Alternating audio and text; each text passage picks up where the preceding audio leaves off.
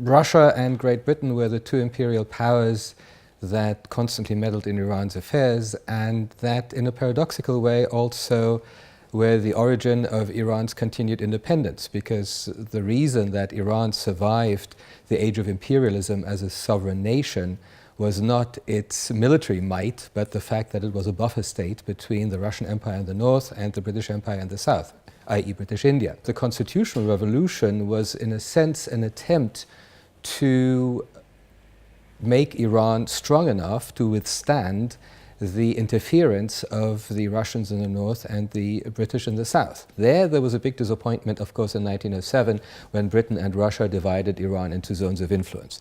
Again, this must be seen in the wider context of world politics, because Iran was only part of an agreement that also included Afghanistan and Tibet, for instance. After 1909, especially, Iran becomes an occupied country because Russian forces were now stationed in the north of Iran, and it's precisely this Russian presence that induced the Ottomans in World War I to enter Iran to fight the Russians. So even though Iran had declared its neutrality in World War I, northwestern Iran becomes the battlefield where Russians and Ottomans fight each other, and of course we know the results of all of that.